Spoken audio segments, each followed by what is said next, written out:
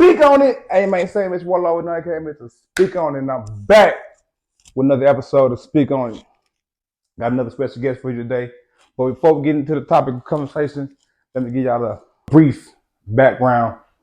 Me and this guy come from pretty much the same background. Um, whether it was being in foster care, being homeless, trials, tribulations, you know what I'm saying? The struggle the average black kid in the hood that grow up with or without both parents usually deal with. And that's what we're gonna talk about today and shed some light on that situation. All kids are not the same, if it's, especially kids who grew up in foster care or CPS, all not the same. I know kids who grow up in those situations get a bad reputation, but we're not actually bad kids. It's just we're a product of our environments. We didn't know anything else, so when it's time to make that transition, we have a little harder time than the other kid who didn't grow up as hard as we did. So I'm gonna let him introduce himself, and then we're gonna get into it. Man, you said the real name? I'm Lar Vondon. Man, whoever Loadpack, man. Yeah, Loadpack. Okay. He said your real name. Man, whoever you want them to know. Right, it's Loadpack, man. It's your boy Josh, man. Everybody call me Josh, man. Yeah, man, that's my boy. So we're gonna get into it. Let me see. I think I was 9 years old when I first was introduced to those people. CPS, I think foster care and all that shit. And I started like 9. And now I went have my share of group homes and boys' homes and emergency shelters and going back and forth with different family members and having to be adopted by one of them at time because my mama wasn't around. Didn't know dad. Don't still know who the fuck he is to this day. To the point where I guess they call it a rebel, being rebellious, is what they would call it. But to the point they had to actually ship me out of Houston because I kept running away so much. And even when I went to they took me somewhere, I think it's either Austin or San Antonio. Nigga, I'm always aware in my surroundings. So whatever way the car went to Austin, nigga, I walked and ran away the same exact way that I know to go. So, but eventually I ended up getting back to Houston, and later on down the line, I got to which became my last foster home I was at, and I happened to live with a lady named Miss Sherry, which is my mother today. She's my mom. She raised me. To today, she's my mom, and that's what happened. Miss Sherry was friends with a woman named Aisha. They're like sisters. And that's when he comes into my story and we kind of coexist. And we at the same time, we both still are teenagers, preteens at this time. And so me and him are basically like cousins. We're not blood, but we're family. So I'm gonna ask you, like, when was you first introduced to like the CPS or the foster homes and stuff like that? And how did you go about to get into meet Miss Aisha and all that? Man, it's crazy, bro. I was young, man. Like, I want to say like 7, bro. 7 years old when I first came into the CPS system. Was you on the north or you on the south? Man, when I came straight through north side, man, it was like Tidwell area, bro. Yeah, and then I moved around. I was in a lot of different places. A couple of places on the north side. Then I came to like a foster home on the southwest side, and it was 2 dudes. You know what I'm saying, running the group home. You know, Paul and Greg. So I'm staying with them. You know what I'm saying. And I stayed for them for a little while. They wasn't even no bad dudes, man. You know what I'm saying? Like, they did their job. But one weekend, respite. You know what I'm saying? So if you don't know what respite is, when the foster parent, need a break, they want to go on vacation. The foster kids go to another home. Yeah. And another foster parent to take care of them. my foster parent was Aisha. Okay. So, which is my mom. Yep. You know, so and I had to be in, I want to say I was like 8, 9 years old when I first met Aisha. Okay. Because I remember I was arrested. Mm-hmm. You know what I'm saying? I went to her house and it was like I didn't want to go back. Yeah, that's how it was. When I got Miss Sherry, I got Miss Sherry, just like I kind of resented her for a while, but no, I guess with her working with kids so much, she just seen something in me. Mm-hmm. And even though I would act up and be destructive, and I did so much stuff, I had to be hospitalized 3 times and all that stuff. But she just still just showed me love. Yeah. Through all my bullshit and stuff as a kid, and because she just knew what I went through. Saying so, I guess like that made me would cling on to her and realize, damn, like I've been really fucked up. I've really been doing it, but this woman just keep trying to show me love. This might be the one. You know what I'm saying? Right. So me and her been locked in ever since. You know what I'm saying? So her sisters became my aunties, her kids became my siblings, her family became my family, and she just showed me a different world. You know what I'm saying? From I never went hungry. I really had more food than enough. I'm saying we always ate home cooked meals every day. I always went out to vacations and trips and things like that. I always had the newest games, the newest toys, accessories, clothes. We did so much stuff. They taught us proper etiquette. Remember that? Etiquette. They taught us that. Taught us a lot of stuff that was good tools in to be able to use when you go out and with people in the world. And because now everybody don't talk how you talk from the hood. You know what I'm saying? You got to be able to just be able to change your conversation, change the way your speech is. Mm-hmm. And I've learned that from being with Miss Sherry. You know what I'm saying? She taught me a lot. Like she really nurtured me like a I didn't have my actual mother. You know what I'm saying? So she showed me a lot coming from a mother's perspective. I really never had a father figure, but I had a lot of dudes, men in my life that showed me, okay, this is what a father would be like if I ever had one. Right, you know what I'm saying? Right. I had like dudes from the church, you know what I'm saying, like Dugard, Josh, Terry Kidd, people like that. You know, to show me if I ever had a father, even though they's more like mentors or big brothers to me, they showed me what it like would be like if I ever had a father. Mm-hmm. You know what I'm saying? So I feel like it was the way it was supposed to happen. Because the story behind that, what you don't know is they had to say God worked mysterious ways, right? Before I ever even met Miss Sherry and knew she was a foster parent, I had already knew her and didn't know it. Really? Because Chelsea and my oldest cousin went to school together. We stayed in the same apartments as them. I think they stayed in the apartment either next door or behind us. And Chelsea played volleyball and basketball with my cousin on the same team. So we always knew them. Wow. That's crazy. We always knew them the whole time as a kid. I've been knowing Chelsea. Small world, and just the fact that I happened to get into the system and in the CPS, and God landed me right in the perfect hands of Miss Shirley. Ain't nobody but God. You know what I'm saying? So it just show you how life can be when you come from a certain situation or a certain background that's not that's really frowned upon a lot of times, or people really have a misunderstanding and judge you based off of it. You know what I'm saying? And they think like all foster kids is lost and criminals and there's something wrong with them. But, always. You know, it's a lot of us that's blessed. You know what I'm saying? That had good upbringing and we was blessed to be in a good household. Mm-hmm. You know what I'm saying? Blessed to be placed with a good family. You know what I'm saying? Like, I mean, we ain't no lost in anybody else as I am in this world. You trying to figure it out. Because we all trying to figure it out and we all trying to find our way on this journey we call life, bro. Yep. You know what I'm saying? But I feel blessed. I know I'm blessed. Like, because I done been through some foster homes before I made it to my mom and it wasn't what's up. You know, and you could clearly see that they was in it for the money and they wasn't in it for the love of the child, you know. But man, you know, God blessed me and you know, he created a path for me to be able to meet her. Mm-hmm. And I just it's just been great since then. You know, I had a great childhood. Yeah. You know what I'm saying? I was able to be a child. I didn't have to worry about nothing but being a kid, man. Yeah. You know, and when we was kids, we was kids, you know. Like we was real kids. My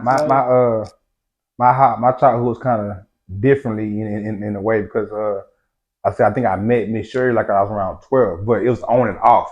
Right. You know what I'm saying? I would have to leave her, you know, because I was acting up like that, but she still wanted me. You know what I'm saying? So like I say, like going back to like I was acting up and do stuff, but she just always just showed me love. What's one? we was at the house on Dunbrook. You know what I'm saying? Oh, your mama's house? Yeah. Oh, that was my room when I had scratched the car up. I don't remember exactly what happened that day, but I remember you was out there having an episode, bro. So, that must have been that's the house when the sterile. Yeah. Okay, I don't know what happened that day, but I think I know. But I had. That was pissed off. I had some kind of. I was turned up. I got mad. Had an episode and. I started keying cards and slicing that shit, and I wrote my initials inside the goddamn material on that bitch. I was mad, but they had to literally restrain me, like get on top of me, and nigga, calm down. I was like, no, I ain't going. You know what I'm saying? Remember that, bro. Yeah, I remember that. I forgot about that. Bro, I remember. Hey man, look, the thing that I hate most about CPS though, I guess the whole system. I don't like the fact that like they think the only thing to fix a child's problem or attitude behavior is to give them meds, dope them up.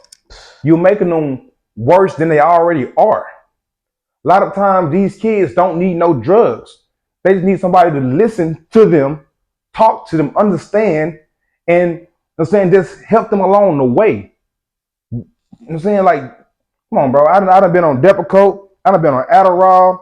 I done been on Clonidine. Yeah, Clonidine. I done been on Lepthol. I done been on so much stuff that had my Ritalin. Yeah. I done been on so much stuff that had my body. The first pill that was prescribed to me, bro. I think the first pill I was prescribed to was Depakote. That big ass horse pill. Yeah, I took that too. That made me get big and the motherfucker make me fat. You know what I'm saying? And then all these pills come with side effects. Saying you depression, okay, I'm gonna give you this. We're not telling you, or they don't even know. It's gonna make you more depressed. Now all you want to do is sleep all that damn day. I always said it's crazy to give a foster child medication for depression. Right out of the home. You took me right out of my home. It is perfectly normal for me to be sad. I'm a child. You just took me from my home from what I know.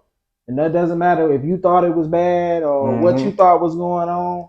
You took me from my home, my mother, you know, my family. You know what I'm saying? For you to try to dope me up and tell me I'm depressed, like, nah, I'm sad. And it makes it worse because they think that we're kids. Right and a lot of times adults don't listen to kids, so that you don't know what you're talking about. You don't know what you're talking about. So like they like love to say, "Oh, we rebelling." We're not rebelling. We're just trying to get y'all to listen, understand what the fuck we saying. Yeah, if I can sue the state of Texas, I'm coming for you. I'm coming for you because y'all doping kids. Y'all done doped us, and you're probably still doping kids. They are. It go with the system. Go in the system. You know what I'm saying? Yeah, it ain't right. So let me see what else I can talk about on that situation. Have you ever been hospitalized? You ever went to the clinic? Yeah, man. Intricate North? Yeah, West? Yeah, man. I went there twice. I went twice, bro. I don't know how many times I went. Intricate was live, bro. I was gonna say the same. I ain't gonna lie. They had snacks, they had movies. You know, they ain't gonna care. Yeah. We had our own room. I think we had our own room, or it was 2 people room, but the bed was good. You know so really, like to me, like right. They had shit for you to do, like pottery classes. All shit like that. Stuff, man. Like it was like a vacation for real. It was a vacation. Yeah. Especially if you in a bad foster home, act up. Never seen Intricate, bro. Yeah. You know, just don't act up when you get there because they ain't give that juice. Yeah, I had booty juice before, bro. I had that booty juice, bro. Nigga, ain't people. I don't know what I did, bro, but I spazzed out on them again. Turned up on their ass. I wanted something. They one time to listen that long needle. Hold you down. Pull your pants down, put it in your right cheek. You know what I'm saying? Where the meat is at, the meaty part. Put your ass in that motherfucking padded room. Nigga, you don't wake up for about 3 days. Man, you wonder what happened. I knew how to work the system. You feel me? I learned the hard way. I wasn't mad at them, so I ain't going that mad at them. Oh no problem. Yeah, hey, I'm on vacation. I'm gonna go. Hey, give me my coupon so I can get my desserts. And yeah. Yeah, man. Yeah. They had a lot of food. Though. I ain't gonna lie, they did that. Yeah. Man, it's just crazy how life is, bro. Life is crazy, but it's like when you learn that things in life is not happening because of you, or it's not always your fault. You just have to look at stuff on a different perspective than you used to looking at it. You know what I'm saying, when you start looking at stuff or in a different way, sometimes you get a little more relief and understanding. Like, damn, maybe it ain't so bad. Okay, now I understand why this happened. So I ain't really gonna trip because I know this. I can't trip. It's just what it is, and I have no control over it. So why would I get mad when I have no control over? Because it's still gonna stand whether or not. You know what I'm saying? Yeah. So you gotta start looking at life at a different perspective. And I'm not gonna say I regret how I grew up as a kid because it actually made me who I am. You know what I'm saying? I wouldn't say that shit. Let me see what I want to say. How I want to explain this. I really like the fact that I'm an overthinker. Yeah. I really like the fact that I always second guess, or I don't really get too close to people like that. I always try to figure. I really like it because where I came from made me think like that and move like this because of abandonment issues. Saying people come and go, ain't really no time on how long people. So you just be here, but all right, next time it's next person, the next time next person. Saying so, I don't really get my hopes up. I don't really have expectations. So that made me feel like how I am now. So just I guess people will say, well, you heartless, you feel like your wound was just cold, but you understand, bro. Like just sometimes the way you grew up in life make you like that. You know what I'm saying? Why would I? I got thick skin. Why would I hold you to a high expectation anyway? You know what I'm saying? And then I'll be hurt when you let me down like you gonna do anyway. Exactly. You know what I'm saying? So if you don't, I'll just be surprised. You know what I'm saying? Yeah, but if you do, I knew it. Yeah, bro. You just gotta know just to understand. Man, I drunk out my water. And I'm the exact same way. And it's like when you trying to explain that to the person that you're trying to explain that to, it might come out harsh. Yeah. You know what I'm saying? Or they might take it as rude, but like when you really should just, step outside of yourself if you can and just try to listen and understand the information that I'm trying to give you. You know what I'm saying? Because if you will understand, then you will understand where I'm coming from. And then you will know that I'm not your enemy. Yeah, exactly. You know what I'm saying? Like I'm not your enemy. This is just how I work, just like how you work. I'm a realistic person too. Yeah. You know what I'm saying? Like I'm a realistic person. Like I'm not finna be on no thinking it should have been a fairy tale type. Yeah. How could you do this to me? Yeah. Like I'm not never finna be like that, bro. Like and just like yeah, real life, like as in like things you can touch, things you can actually see, things that can possibly happen, and then you have like movies. Mm-hmm. You have delusion.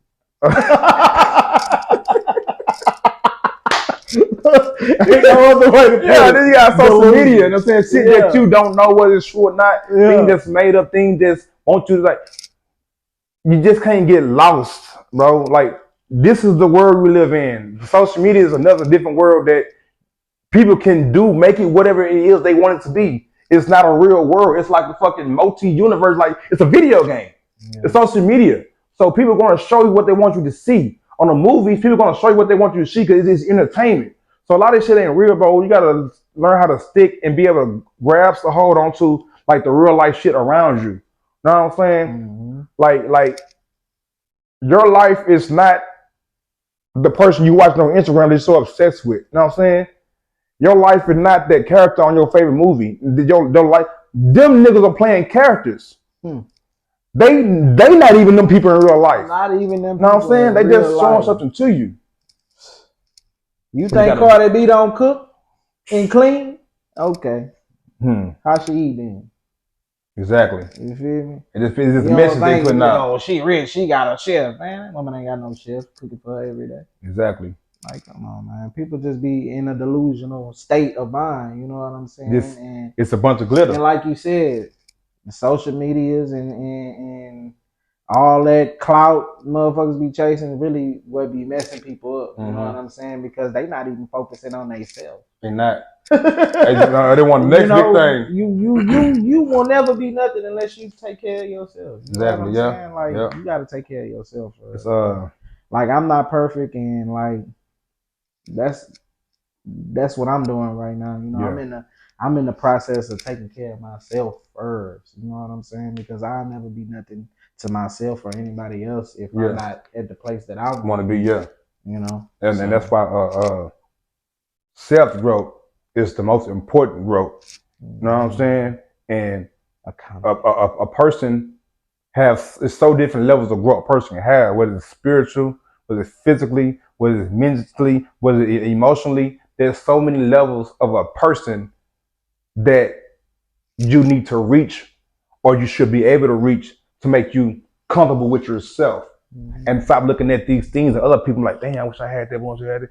If you ain't got it, then you don't need it. If that's not what God wants you to have, you don't need to have it. You know what I'm saying?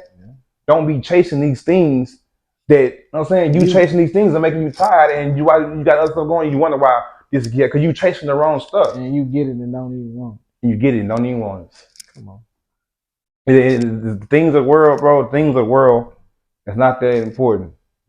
Like, it's not that important. Like, materialistic things, not that important. It's good to have, but when you really lay down and sleep at night, bro, or you laying down with your car, man, are you laying down with those $20,000 shoes? Are you laying down in that $100,000 outfit you bought? You know, are you laying down? I'm saying, are you laying down? You can't take those things to the grave. You know what I'm saying?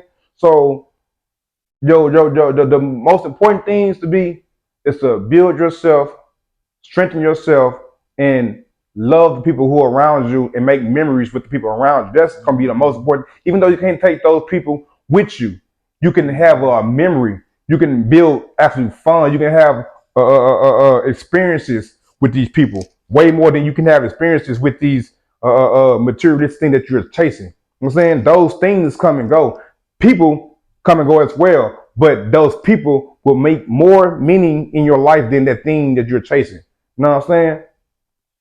So people just gotta learn the distance between the two and learn how to balance it. You know what I'm saying? There's things that you can do, like, how can I say this? Like, find something you're good at.